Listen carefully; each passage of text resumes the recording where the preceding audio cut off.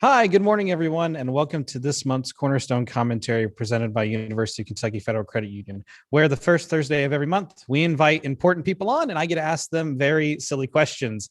I am Ben Branscombe. I will be your director of fun and games here for the morning. I'm joined by a co-host that isn't Nathan Stevens, friend of the pod and fellow friend in general, Manan Raman. Manan, how are you doing today? I'm doing great, man. Thanks for having me on. Awesome. Thanks for taking that time out of your busy day to hop on and be aboard. And as well, thank you to our main guest for today, ladies and gentlemen, someone who I never thought I would speak to, let alone be looking at on Zoom, Landon Cassill. Landon, how are you doing today? I'm doing great. Thanks for having me on the show. Awesome. Thank you for answering my Twitter DM essentially and letting me on. I appreciate it. So obviously Manan and I know who you are, but for the folks at home, kind of just give a quick overview of who you are and what you do. Yeah, my name is Landon Cassill. I'm a NASCAR driver, and I've been doing that pretty much my whole life. Started racing in go-karts, moved up, raced grassroots short track racing, started traveling the country. And then when I was 17, I signed a contract with Hendrick Motorsports to be their test driver. So I was Jimmy Johnson, Jeff Gordon, Dale Earnhardt Jr.'s test driver for 5 years. And I've worked my way through pretty much all the major NASCAR series. I've raced in trucks and Xfinity. I've won the Rookie of the Year, and I've raced in the Cup Series a lot as well. Nice. Yeah, I know as a personal fan, your career has been very storied and very long in some ways. I know you've raced for multiple teams over the years. So kind of just take us through what it looks like being a pro driver on on NASCAR's top division. Yeah, it's interesting. It's an interesting business.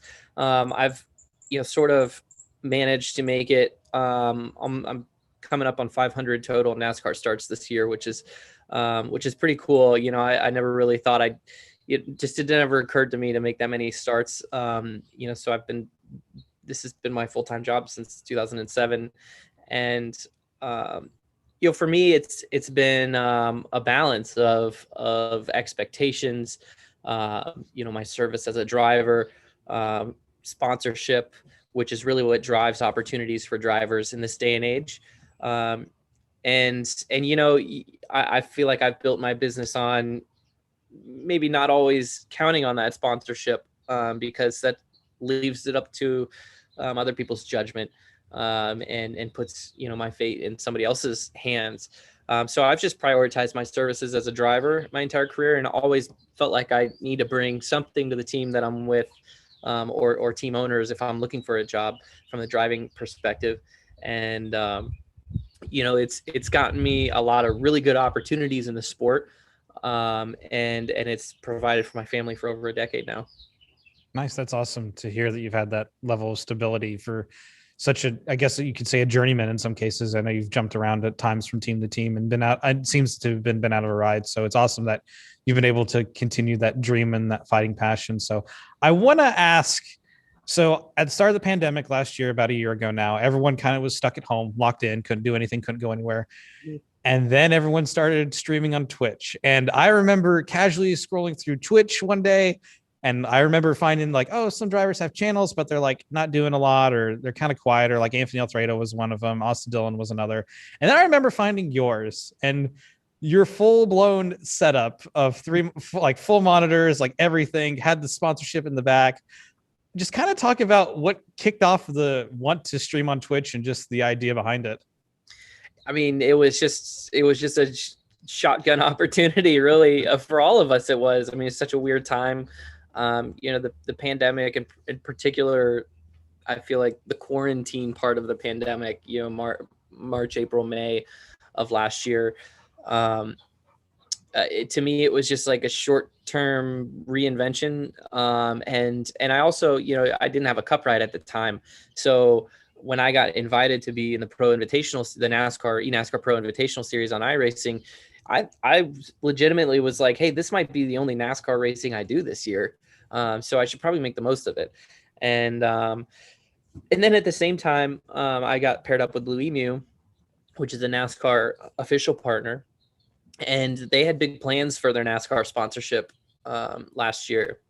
They had some race entitlements. They had a lot of sampling at races that were planned. They have an MLB sponsorship, Major League Baseball, and all of that just got completely blown up because of the pandemic, and they had nothing to do. They had they had all this marketing budget spent, and none of it was going to work. So when we paired up, I was literally the only marketing initiative that they had at the time. So that was a crazy opportunity, and we just made the most of it.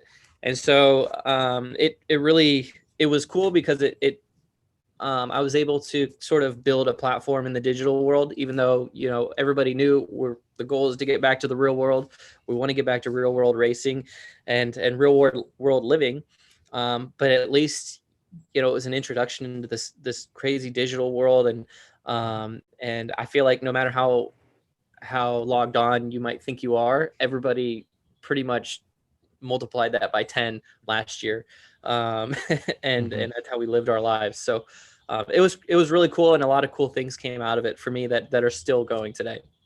Yeah, no, I know you've been someone that's been like, out of the main population of drivers that were streaming on Twitch, you have been one that's continued it on and grown it, which we'll talk about a little bit later. But you're definitely, like, when I was explaining to people like what iRacing and what sim racing was on Twitch, you were the go-to, because you were doing it constantly. You were doing it for hours on end. And then we'll talk about a little bit later, but some of the bigger events that you got a chance to host. But I want to talk about iRacing and kind of like what it has meant to you in your career, because you were a test driver. I'm sure you've had countless hours on iRacing, and Monin, you can attest to this as well. Like, when it comes to the sport, why is iRacing so important for you all as drivers and as crew members and engineers?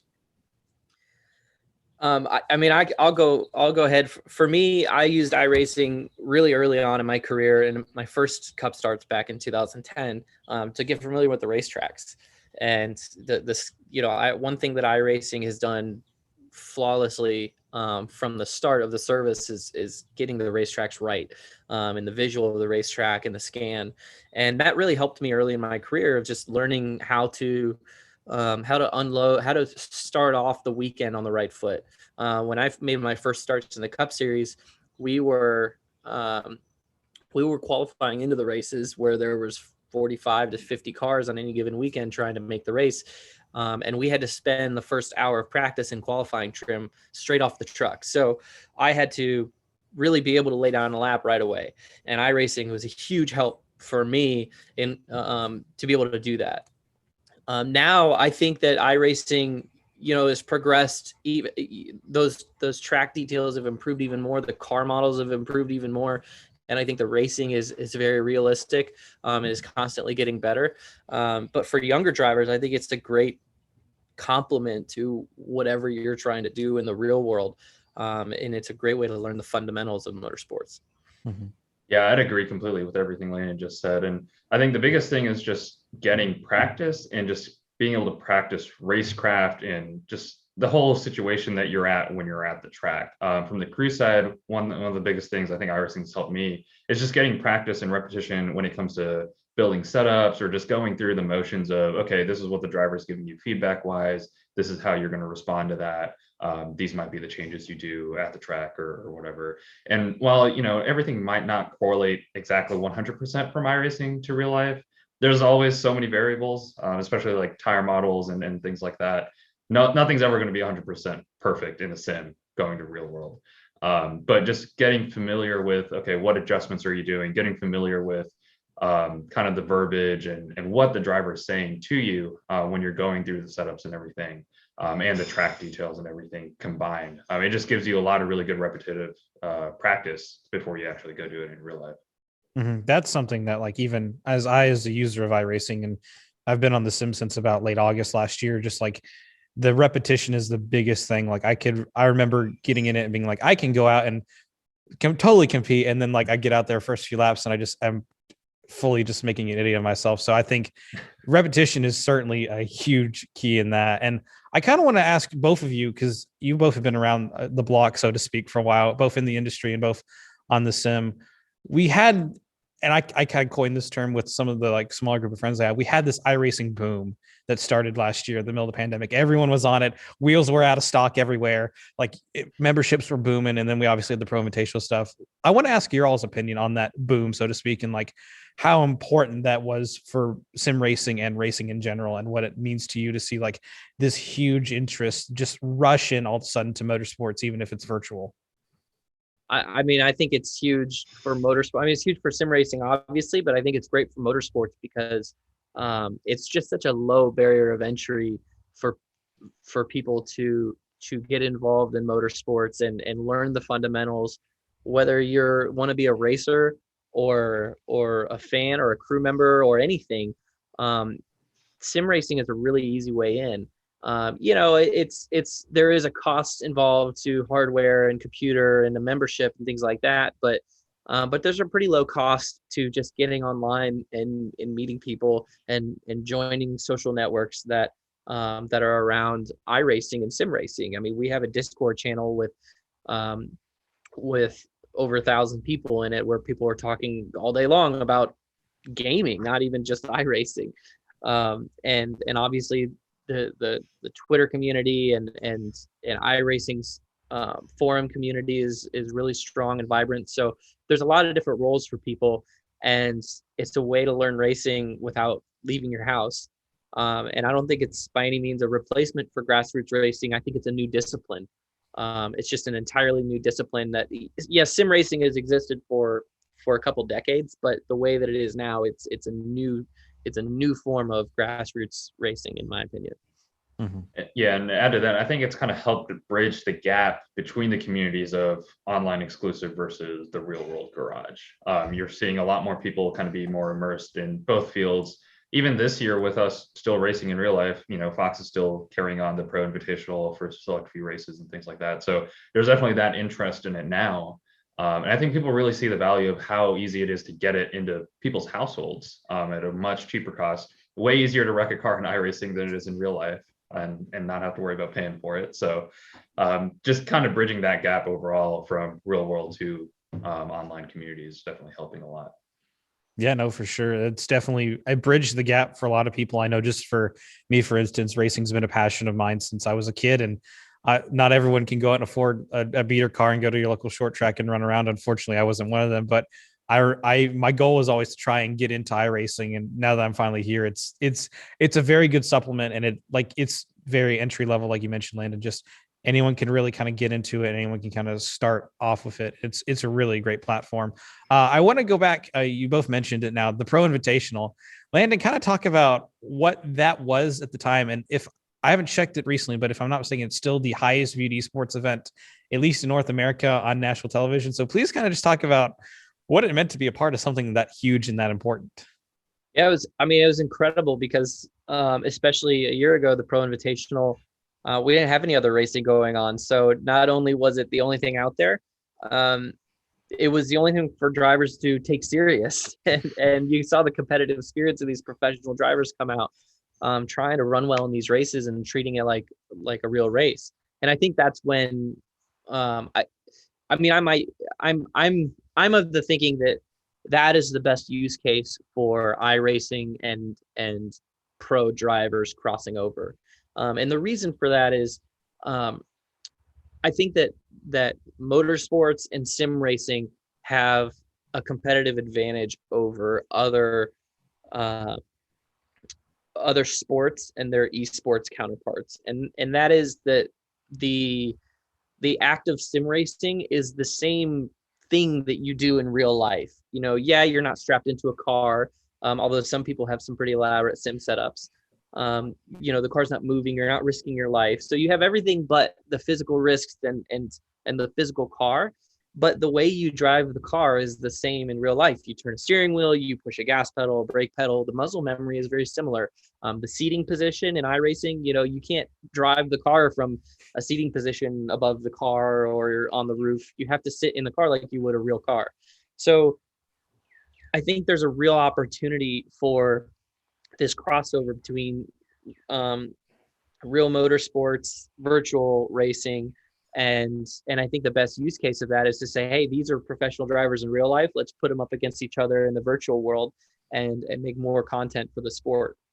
And um, and I think that's just something that, NBA, Madden, NFL, they can't do that because the game is pushing buttons on a controller. The field of view is different. You're above the field. You're not in the player's helmet. And so while it's a good game and it's still, it's virtual football, it's just played differently. We've got a real advantage there. And I think that's why it resonates, and why it did so well last year, because we might have been the first sport to really go on television with our virtual version of the sport. We weren't the only one, and but we did it better than anybody else. And I think it's for that reason. I think there's just a natural crossover. Mm-hmm. Yeah, no, that's something that, like, just in my time of joining iRacing, like, to explain to folks at home. So when you get in the car, you are in the car. There are no cutscenes. There are no pause menus. I mean, you can exit the car, but it's not like a Madden or a 2K where cutscenes will take over for the timeout and it's not the full 30 seconds. Like, once you are in it, you're in it. So if you wreck and there's like a 5-minute caution, you're pacing for 5 minutes. You're taking your time. You're making sure not to run into other people. And it's fully as in depth as you can probably get to an actual real life motorsports event or an actual race car. So I think that level of just like immersion, I guess is the way to put it, is super huge. I mean, some people even do VR, which is full immersion, obviously, in that, which is a whole nother thing that I can't get into because I will get sick. But like, there's a level of like commitment that you have to make to it, and a level of engagement that just hits, like you said, harder than other forms of esports when it comes to like actual sports games and stuff like that. So I want to ask about a little weird article that I saw, and I don't know if it's still happening or if you're still trying to attempt it, but there was an article that came out on TobyChristie.com, and he was the only one I really saw talk about it, of you trying to bit your way into a Cup Series ride. Kind of explain that to me, because I read the article and I still didn't kind of understand it. Yeah. So, I mean, I had Blue Emu captured, and they were like, but well, first of all, my community wanted to put themselves on a race car, and I went to Blue Emu and I was just like, hey, let's if my community raises this amount of bits, will you match it and sponsor a car? And they wanted to be on a competitive car. They priced it to like, we're going to JRM or something like that to go win a race. And the bit counter is still up. So when that money hits, I'm going to Blue Emu saying, hey, let's go. I think it was definitely fun for the community to rally around that. For a lot of my streams, we got a lot of donations from people, and a lot of that money has pretty much been reinvested in the stream or into the e-racer events that Parker and I put on, where we put up big prize purses. So regardless of if we hit the bit count or not and put the stream on a race car, it's going somewhere good. Yeah, no, that's awesome. I just remember seeing that, and I was confused from it, because it's like, he knows a bit is the equivalent of like a penny, right? Like, it's, yeah, and I think it's like 5 million bits or something, million, like, yep. Which I don't even know what that, I don't think it's I don't know the conversion rate off that off the top of my head, but like, I was like, that's impressive, man. I respect it. I really do. I'll definitely, next time you're live, try and get some your way for sure. So I thought it's so funny to me. Like, this is the level of commitment you have to the sport, of you're getting people involved, of giving you money to be able to go fulfill a top tier ride and fulfill a dream, so to speak. So I just remember seeing that, thinking that was one of the coolest things I'd seen come out of the pandemic, besides you all streaming. So I just want to ask the importance of the Pro Invitational in both Monin and your opinion, because they're still going on. We just actually there was one hosted last night at Darlington, and they just actually launched the next gen car there for iRacing. I just want to ask, how important is it to you all that they're still continuing to do this, and they're still even broadcasting this on national television? Last night it was held on FS1. So what's like the importance of that for you all? Sure. I think in terms of iRacing in general, it's just getting more eyes on it. I think before last year, kind of what we were talking about earlier, there might have been a lot of racing fans or a lot of NASCAR fans, but they had no clue or no idea that, iRacing is even a thing, or that you can even replicate to some level of what they're doing in real life in iRacing. So I think being able to see that to the general public that normally watches NASCAR races, I think it's kind of opened their eyes up a little bit more on that. And I think especially with some of the newer stuff they've been trying this year, I think some of the Pro Invitational stuff's really been like a trial run of, oh, we're going to Bristol Dirt. Here's a preview of that. Especially yesterday with the next gen, which was, I think, a pretty big surprise to a lot of us, because iRacing kept it under wraps for a good amount. And even like most of the PR and everything, they kept it under wraps until yesterday or the day before. So being able to surprise us with some of those previews of what we might expect in real life next year, or with really important events like that. Getting that preview and being able to see that in iRacing just kind of gives us a pretty good show to watch. And I think it gets us a little bit more hyped up for what the future is going to hold for the sport and for sim racing in general. Yeah, it's really cool to see that continue. Hopefully it does continue. I'd like to see more competition on it. I'd like to see drivers really motivated to get into it. I don't know what it takes to do that. I don't know if there needs to be a reward for them or what it needs to be to motivate these guys. But I think it's really cool that we have, captured the most competitive drivers in the world, and we can put them on a platform like iRacing and let them race each other.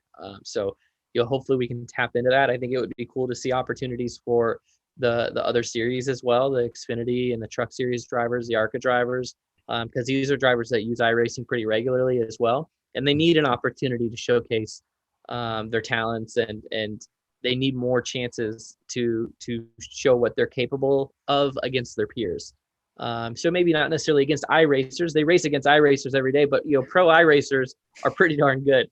I think I would love to see drivers in the Xfinity and Truck Series race against each other on iRacing and really train for it and take it seriously. Yeah, no, for sure. If I could ask something real quick, just with I guess your experience in real life racing cars versus racing in iRacing, where do you feel is the disconnect, or like where do you feel you might miss something in iRacing that helps you at the racetrack once you're actually there in real life? Is there anything, or do you feel like it matches up pretty decently for you? I think that there are so many, the physical world has so many variables to it, and it's just impossible to model it all in the sim. So the sim is as good as it is.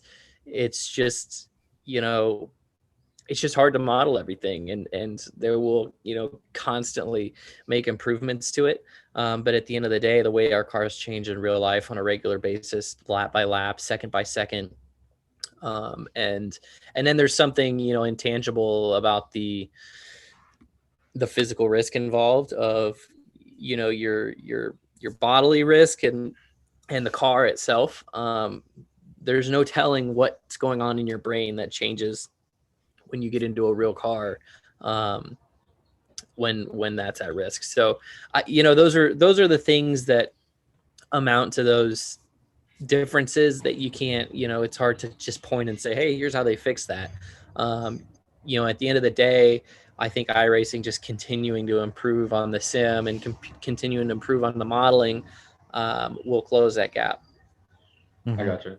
Yeah, like from the crew side, I think like iRacing really shines with racecraft and just that general practice and that general feel of, okay, this is what it's like at the racetrack. And even in like professional sims, like some of the work that I do here at Venerini, we've seen that struggle too of, okay, how close can we get the sim to real life? Whether that's tires, whether that's, the chassis side of things. I'm just trying to get it to match as closely as we can, but there's still always going to be that just little bit of disconnect from the sim to real life. I think that for someone in your position, there's a lot to learn from iRacing in terms of building out your workflow in a environment in a competitive environment. I mean, if you look at your ARCA schedule, especially because we don't have a lot of practice and qualifying and there's no testing going on like there was. I mean, how many races are on your schedule? 20, 25? 20, I think 20 total, and then maybe like an East race or a West race here and there. Yeah, so you have 20 races. You have 20 chances to go to the racetrack and forget about working on the car and trying to focus on the car going fast. You only have 20 chances to go to the racetrack and improve your workflow, like how how you organize your notes, how you interpret data, how what questions to ask your driver, things that get to the point quicker. You only have 20 chances to work on that. Where in iRacing, you can build the same process that you use as an engineer, whether you use some certain spreadsheets for your note taking or your data collection or whatever it is. You can replicate that process in iRacing and improve on it in iRacing, so that when you go back to the real world, you have an improved product just on your back end, just on the things that you do as an engineer. So I think that's absolutely incredible for an engineer in terms of how do I maximize the time that I have to tune my car for my driver.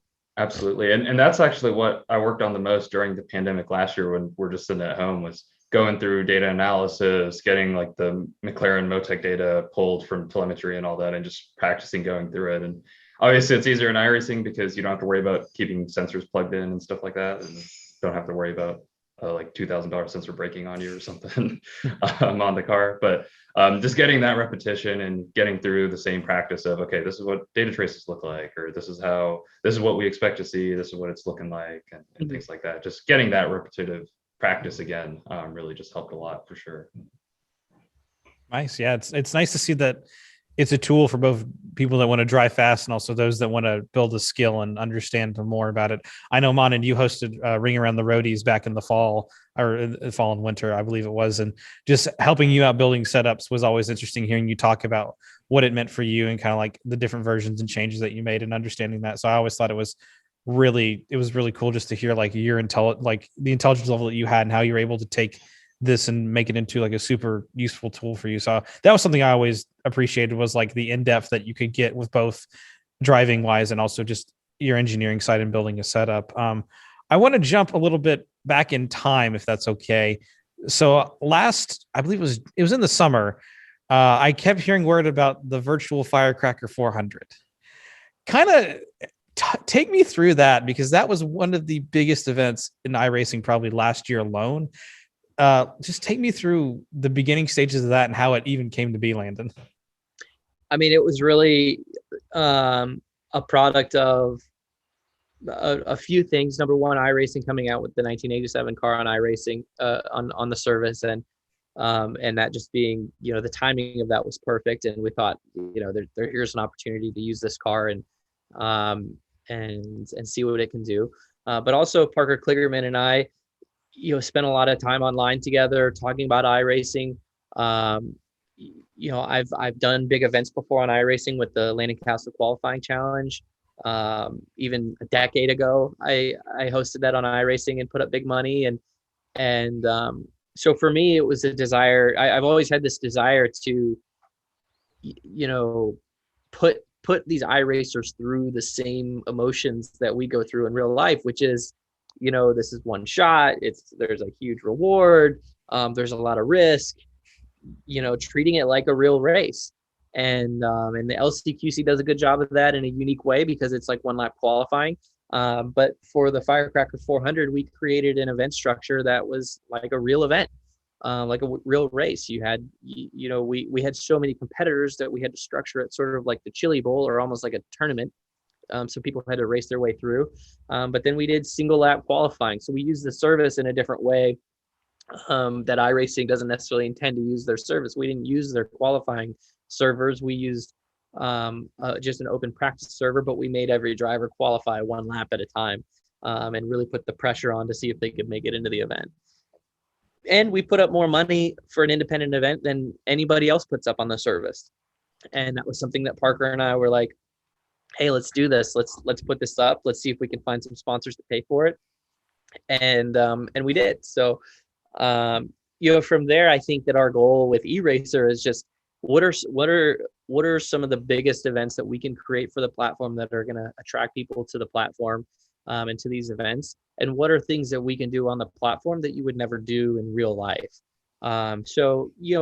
creating an event structure using unique cars and track combinations. Our last event, we used the COT at Daytona, unrestricted. The car is 900 horsepower. Racing at Daytona goes 240 miles an hour. We would never do that in real life. You know that e-racer event on iRacing is the only place to go see something like that. So we just, we feel like it's a lot of fun, and it's a good use of the platform, and it brings out some real competitive spirit for people. And we make the events, they're drawn out. It takes 3 weeks to get through an event. We didn't want to run a league. We didn't want to see the same people week after week after week in a league and then just get tired of it and everybody's fighting with each other. We wanted one big event. It takes 3 weeks. There's people eliminated after each round. And then there's a huge reward for the winners. Yeah, no, I mean, I remember just hearing about it, and I don't remember the final entry number, but it was a massive amount of people that showed up even for that one. And Monden, I think you can speak to it because you raced in this event, right? Like I remember watching your Twitch stream of it. Yeah, I participated not in the 400, but I was in the 200. And unfortunately, I wrecked like coming out of turn 4 in the Carnomaly qualifier. But I got to say, racing for an actual race purse and the one lap qualifying was probably the most stressed I've ever been on iRacing. So you guys did a good job with it. But I think after the 200, I think I broke even or something with the race purse and everything. So I called my dad. I was like, hey, I finally made money racing on iRacing. I just want you to know. So. I think like the atmosphere and just the elements of like the qualifying structure and everything you guys have done to set the events up has done such a good job at getting that emotion and just that stress, man, of feeling like you got to qualify in that whole week before open qualifying when you're just working on a setup at like really late at night, just trying to find a 10th or like half a 10th, just somewhere to try to make it. And then for all of it to go wrong because you clipped the apron going into your qualifying lap or something. But everything combined definitely did a really good job. Yeah, that's one thing that we tried to capture from real racing that iRacers don't get with iRacing is, just things happen. Things happen out of your control, and it can ruin your entire event, and you have to wait an entire year to come back and give it another shot. And so that's hard to explain to people because we had live weather.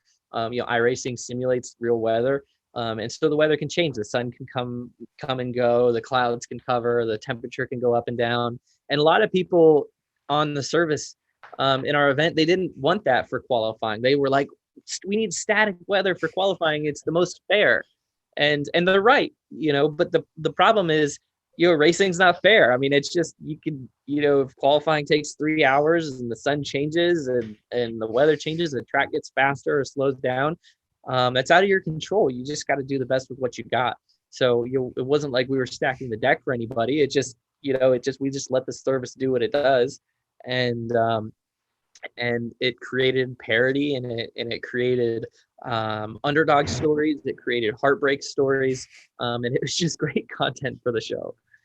Oh yeah, I remember watching both broadcasts for the Firecracker and the Carnomaly, and just the Firecracker and I watched Monden's for the 200, but just watching the stress he was under, I was like, I could not do that. I would explode because for those that don't know, the 87 cars are immensely hard to drive compared to what the equivalent modern stock car is. So they're already a handful. I've ran some like fixed or hosted races at Talladega and stuff like that, and that was stressful for 35 laps. I can only imagine how stressful it was for you guys going for the full 160 and whatnot. So I have to ask though, personally, are you going to host the Firecracker 400 again this year? Because I will at least try.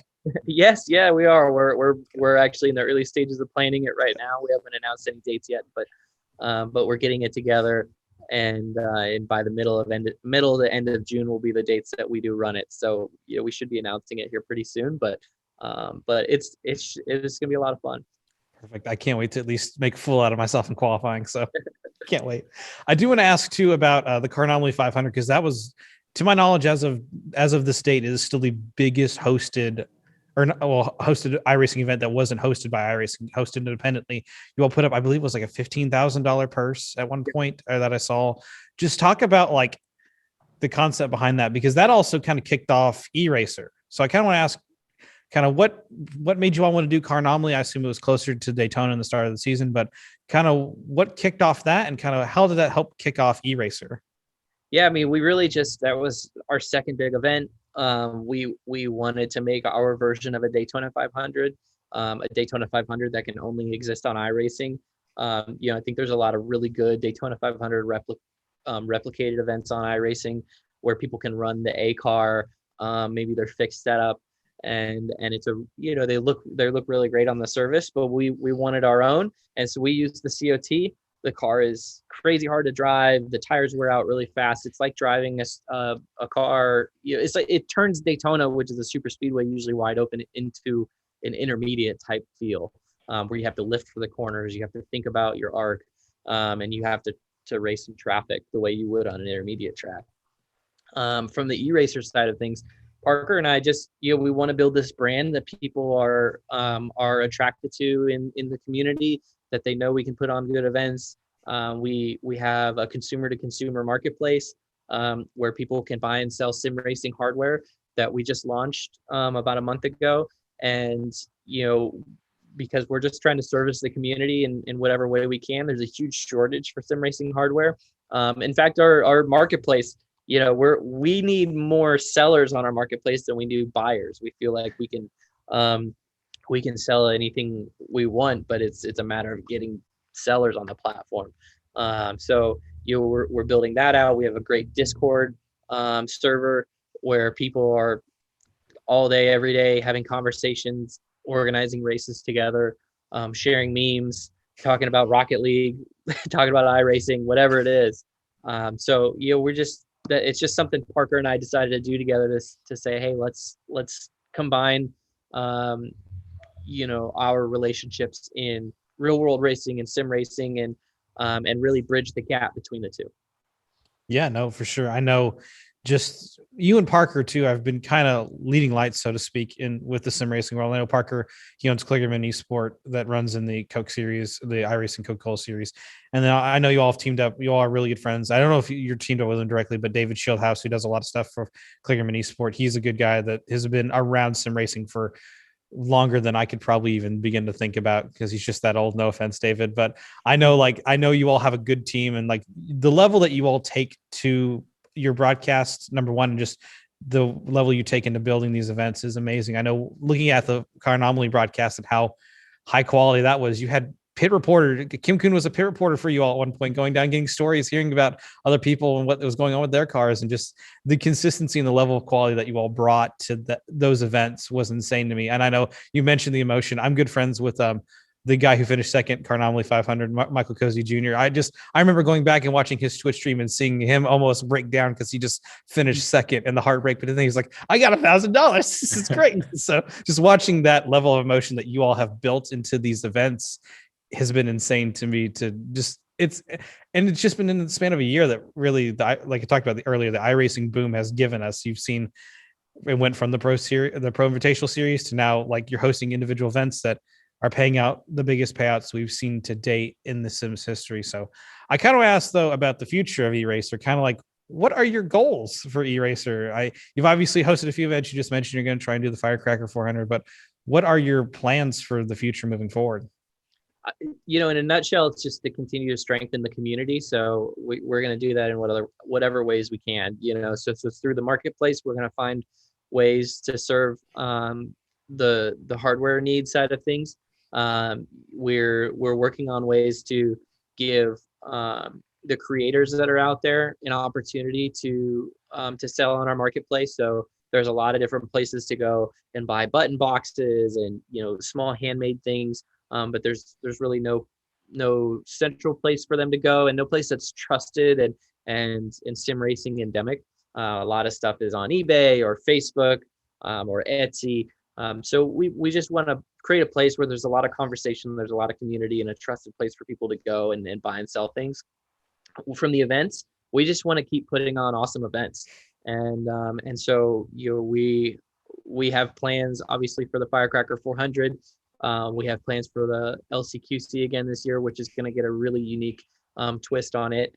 So we're going to have a really cool event format adjustment for the LCQC. And looking ahead, I'm sure the Car Anomaly 500 will probably be back, and Firecracker 400 will be back again next year. So we just want to continue to improve on these events and make them as good and impactful for the community as we can. Yeah, no, I mean, just the impact you already had has been immense in the sim racing world, and kind of just talking about like the connection you can build. I mean, with iRacing, you like it can be, I could be next to a pro driver at any point in my time on the service. There was a couple weeks ago, I was in a practice with Truck Series driver Derek Kraus, and I was like, "Oh, you're famous, like you're a professional." And then it's just me here in my crappy seat and my desk. Like it's insane to me the level of connection you can build with that. And I mean, the community, you mentioned over 1,000 people in Discord server that I'm a part of, and it's everyone's really welcoming, everyone's really friendly, and everyone just kind of wants to grow what the community that you've already built. And it's been amazing just to see the initiative by you and Parker and David and others that just want to help grow it. Cause I mean, there's a lot of people on the platform right now, especially still of kind of being in a lockdown state, so to speak, and still being at home. And I want that to continue beyond hopefully the end of this when we go back to normal and people can still be as passionate about it and still have a love for it. It's why I hope the Pro Invitational Series continues on beyond these 2 years or however long it may last. So I want to ask both of you, we kind of are in a weird state with iRacing in some ways where it's moving forward and forward. We're seeing stuff like the next gen came out last night, stuff is advancing in it. I kind of want to ask both of y'all's opinion on what the future holds for iRacing as a platform, as a service, but as just something that anyone can use. I mean, for me, the future is bright for iRacing. I think it's a huge growing market. Sim racing is a huge market. There's a lot that iRacing hasn't even tapped into yet. I think that their partnership with NASCAR is important, and their partnership with a lot of the other brands out there are extremely important. So, to me, the service is really bright. They're constantly improving on it, and they stick to their core fundamental, which is to be a racing simulation. It'll continue to be a destination for people that want to go race and they want to do it seriously. Yeah, and extend on that, I think that's kind of really what separates iRacing from other games or other sims is that they really have that dedicated community to it, and they really have stuck to, we're going to make sure this is how the races are, this is how you do your hosted stuff. Like they've never really deviated from that to try to make it more casual in other ways like Forza or Gran Turismo. And while every game is great, I think iRacing's really shined in that aspect to really stick to the simulator aspect of it when it comes to your pace laps, your cautions, just the general flow of everything you do in a standard iRacing race.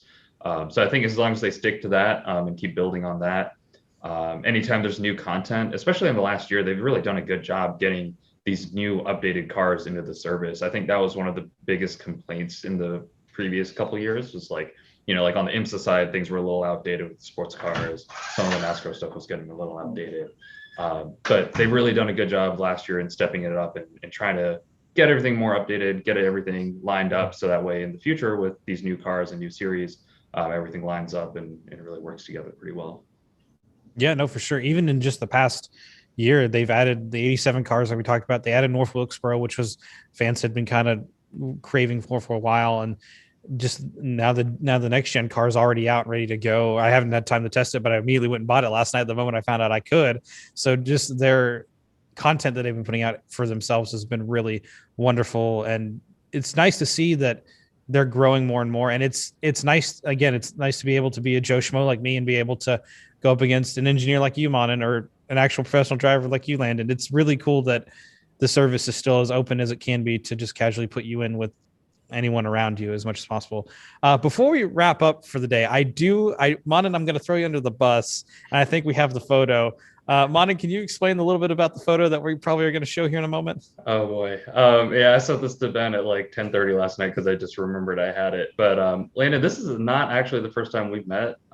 You were the very first driver who ever actually gave me an autograph back in Kentucky Speedway in 2012. Awesome. Yeah, this was back when we both had bowl cuts. So not the best photo, but I think my mom got tickets from work or something, and I was like 13 at the time, and that was like the first year I like really got into NASCAR. And so she was like, "Hey, do you want to go?" And it's sad Kentucky's off the schedule now because it was only an hour from my house, but we got up there, had like the fan zone passes or whatever, and it was like you and Joey Logano, and I just had like this plain white T-shirt because I somehow thought I was going to get every single driver to sign it. But I ended up getting you, and I think Joey to sign it. So it was a really cool day for the first time I was ever at a NASCAR race. That's awesome, man. I love it. Love it. Can't wait to see you at the racetrack again. Yeah, and sure. I will throw myself under the bus now. I may or may not be wearing a Landon Cassill StarCom t-shirt underneath this one. So just love it. You got some fans in your corner for sure. I want to ask both of you though, do you all have any parting thoughts for the audience or anything at all about anything? I do have, I guess, one question for Landon real quick. Since you have been, racing in Cup Xfinity for so long, and especially with your test years at Hendrick, how do you feel like simulation technology in general, or like the sim racing side when it comes to iRacing and things like that, how has that evolved over the last few years? And like, I guess like in terms of realism, how dramatic has that change been? It's been incredible. I mean, when I first started at Hendrick, sim was like run off of an Excel spreadsheet. So, the tools are just incredible. And when I probably back in 2009, 2010, I drove the first wheel force car at Hendrick. Oh, right. And we drove it on a skid pad at VIR, drove 35 miles an hour in a circle, and then went the other direction, and then took the car to Gresham and drove it on a short track. And it's just been incredible to see the progress, and I think that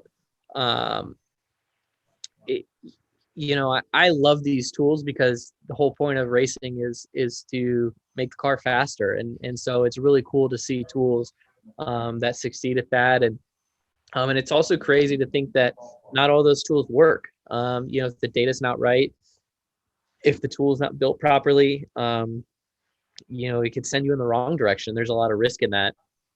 And so there's always this battle for crew chiefs throughout the years to trust their data, but also question it and figure out, once they see the car on the track, figure out what it really needs. And at some point, the computer just gets closed and you just go by your gut and you see the car. So I think the next gen car is an interesting progression for the sport, because while simulation and tuning tools are always going to be important, they always have been important in the sport, I feel like the majority of our speed in the sport for the last 5 decades has been on the manufacturing side. And that's R&D and manufacturing, and that's where fast race cars come from, in my opinion. That's why these facilities like Joe Gibbs Racing and Hendrick Motorsports, they're manufacturing facilities. They build race cars as quickly as they can. They race them, they iterate on them, and they rebuild them. With the next gen, you're not going to have that anymore. The teams aren't manufacturing proprietary parts and components anymore. They've got what they got in terms of the hardware. So now I think this is where simulation tools, tuning tools are just going to skyrocket in importance and investment. These teams are going to be constantly improving on their models and investing in engineers like you. And I think that's where the speed's going to come from in the future. For sure. Yeah, like for us, specifically for this year, this is really the first time we've done serious engineering in ARCA, getting like a simulation model built and progressed throughout the year. So it's been a really unique challenge in that sense. And I'm definitely excited to see how the next gen stuff takes that a little bit even further in Cup. And then hopefully all of that, I guess, trends and things like that might trickle down to sim racing in the next couple of years, just to help improve those models and just ideas in general. Yeah, no, I think the next gen, like you mentioned, Landon, it's going to be huge in a lot of senses, then that it's going to change a lot of the landscape that has been built upon for the past like 50 years. Because this is the first time we have set parts for set cars. I was reading last night that you're set to 7 chassis for the entire season. And so just kind of the I feel like it's going to become a lot more important when it comes to the sim technology and stuff like that. So, but Landon and Manan, I want to thank you all so much for your time. If you all have any parting thoughts, feel free to share whatever wisdom you may. No, thanks for having me. And It's great to talk to you both. Thank you. Yeah, hopefully I can win a little bit more purse money in the next e-racer event. I'll try to, but it was great talking to both of you guys. Hopefully I can just qualify for the e-racer event. If I can do that much, I will be happy. I will drink beer and party till I die, essentially. I believe in you. Thank you. I really appreciate that, actually. So thank you all so much for tuning in to Cornerstone Commentary for this month. Before we go, I do want to mention, if you're interested in a possible scholarship opportunity, the Gen 10 scholarship is open and available for application. It's over $10 million over the past 10 years for it's guaranteed for one UK student.